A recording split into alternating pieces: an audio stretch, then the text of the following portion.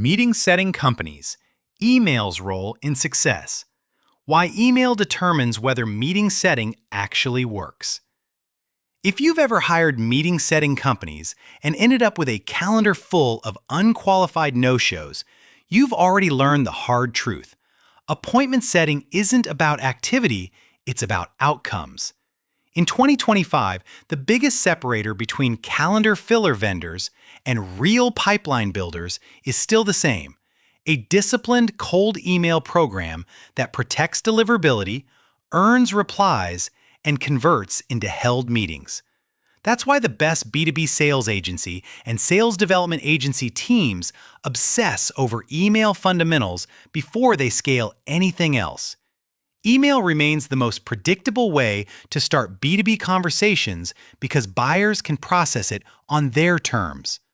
Multiple studies consistently show that roughly 73 to 77% of B2B buyers prefer email as a primary contact channel, which is why modern outbound sales agency playbooks lead with inbox-first messaging instead of dialing-only strategies. When a meeting-setting partner treats email like a checkbox, you don't just lose replies, you lose your ability to reach the market at all. The goal of a strong email motion isn't more sends, it's a clean, measurable path from a relevant message to a real conversation, then to a scheduled meeting that actually happens. When we evaluate any outsourced sales team or SDR agency program, we care most about reply quality, meetings held, and downstream pipeline, because those are the numbers your AEs feel. Email is the engine, and calling supports it, not the other way around. Cold calling still matters, but it has a hard ceiling. You can only have so many quality conversations per rep per day. Email scales with far less friction, which is why even top cold calling companies and cold calling agency teams increasingly design sequences where email leads and calls follow signals. In practice, the phone becomes a precision tool, used after opens, soft interest, or clear fit, rather than a blunt force replacement for relevance. Benchmarks make the point clearly. Across 2024 to 2025, true cold email often lands in the 3 to 8.5% reply range, while top-performing cold email agency teams reach 15 to 25% replies and roughly 1 to 2% meeting-booked rates by nailing targeting, personalization, and follow-up. That spread is why email done well looks like a revenue system, and email done poorly looks like noise. Use the table below as a practical way to sanity check what your meeting-setting company is reporting. Treat these as directional benchmarks, then ground truth them against your own ICP, offer, and deal size. Start with targeting and list quality. Most email problems are data problems. Meeting-setting companies don't win by sending the perfect message to the wrong people. They win by defining a ruthless ICP, building clean cohorts, and then writing emails that match each segment's incentives. If your partner is using one generic template for every prospect, CFOs, CTOs, heads of sales, you're not running outbound, you're broadcasting. List quality is where the compounding starts. Smaller, tightly scoped cohorts, think 50 to 200 contacts per segment, typically outperform giant blasts because they force clarity on role, industry, and trigger events. Pair that with verified contacts and bounce discipline, keeping bounces below roughly 5%, and you protect deliverability while improving relevance at the same time. This is where strong B2B list-building services and list-building services matter more than most teams want to admit. The practical fix is segmentation that a human can explain. US-based SaaS CFOs, 50 to 500 employees, specific tech stack, specific trigger. From there, your outsourced B2B sales program can run different hooks and proof points per segment without guessing. When targeting is right, even light personalization can drive a 2 to 3x lift because the message finally fits the recipient. Deliverability is the unglamorous lever that decides your ceiling. If you want consistent meetings from email, you have to earn the inbox every day. That means dedicated sending domains and inboxes, correct authentication, SPF, DKIM, DMARC, and a warm-up approach that increases volume gradually instead of lighting up a brand new domain with hundreds of sends. A meeting-setting partner that doesn't worry about deliverability is effectively selling you invisible outreach. Volume without infrastructure is one of the most expensive mistakes in sales outsourcing because it burns domain reputation and forces you into a constant rebuild cycle. Healthy programs usually keep bounce rates in the low single digits, often cited around 2 to 5%, and aim for inbox placement north of 95%, not just delivered status. The fastest way to tank results is blasting tens of thousands of emails from a few domains and calling it scale. The accountability move is simple. Ask for the boring numbers.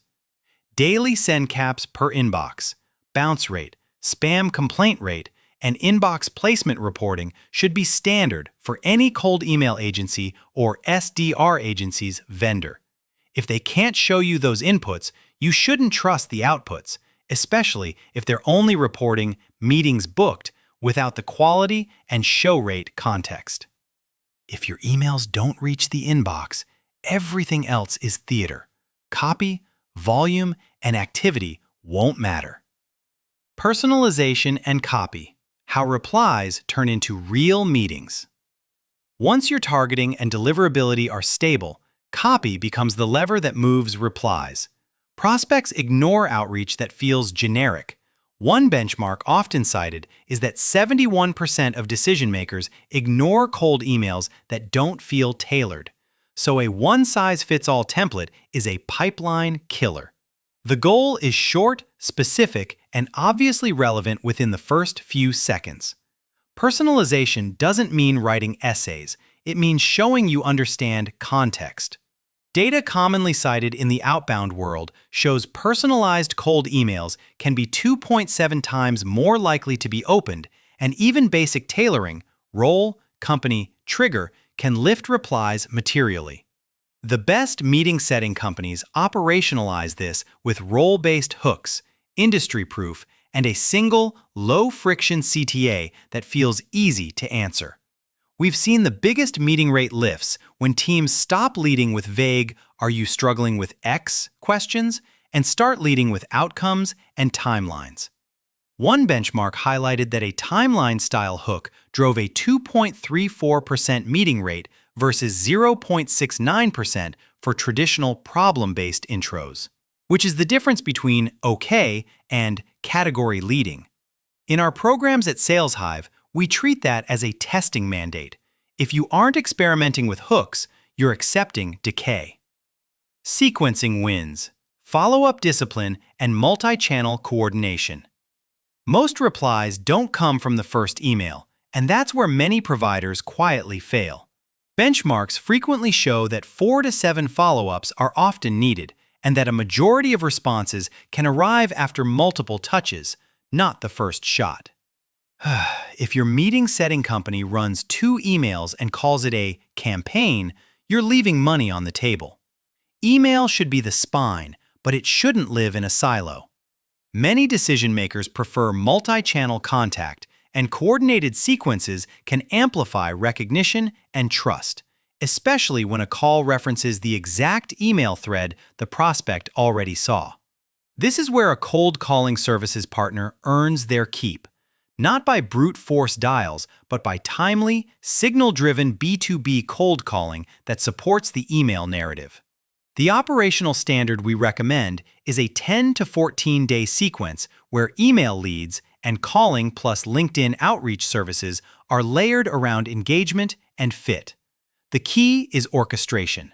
When the prospect opens twice, clicks, or replies with a soft objection, your system should trigger the next best action across channels. If your vendor can't report performance across email and phone in one view, they're not running an integrated outbound motion. Stop paying for booked meetings and start managing for held meetings and pipeline. One of the most damaging incentives in pay-per-appointment lead generation is optimizing for calendar fills instead of revenue outcomes. If a vendor is paid purely on booked meetings, you'll often get low-quality appointments, reschedules, and no-shows because that's what the model rewards. The fix is to manage the program the way your CRO would, by measuring meeting acceptance, show rate, opportunity rate, and pipeline generated. Email plays a direct role in reducing no-shows too. Confirmation nudges, day-before reminders, and still good for tomorrow messages can materially improve attendance, especially when paired with a quick confirmation call. In our SalesHive appointment setting programs, we treat reminders and no-show recovery as part of the outbound system, and we work to maintain 85+% show rates by design rather than by hope. If you're evaluating a sales agency, a telemarketing partner, or a broader sales outsourcing provider, ask for numbers that can't be faked. Positive reply rate, qualified meeting rate, meetings held, and conversion to pipeline. If your current partner can exceed roughly 5% replies and approach 1% meeting booked rates in a clean segment, it's usually not a market problem, it's a program problem. Optimization in 2025, testing cadence, refreshing messaging, and using AI responsibly. Email performance decays when teams let sequences stagnate. Buyers' inbox filters evolve, competitive noise increases, and yesterday's hook becomes today's ignored template. The operational answer is a quarterly email program review where you examine segment performance, deliverability health, and A/B test results. Then refresh subject lines, openers, and CTAs based on what's actually driving positive replies. AI makes this easier, but only if you use it to improve relevance rather than mass-produce generic copy. The right application is generating micro-variations by role and industry, pulling in trigger-based context, and accelerating testing cycles so you learn faster than the market changes. At SalesHive, we use automation and our AI tooling, including our eMod-style personalization workflows, to personalize at scale without slowing SDRs down, because personalization that never ships doesn't help anyone. Your next step is straightforward. Pull the last 60 to 90 days of outbound data and audit it against realistic benchmarks. Then rebuild from the bottom up where you're weak: ICP, deliverability, messaging, or cadence. If you decide to outsource, choose a B2B sales outsourcing partner that can run email, calling, and reporting as one system, not 3 disconnected services. That's how you turn outbound activity into consistent, held meetings and predictable pipeline.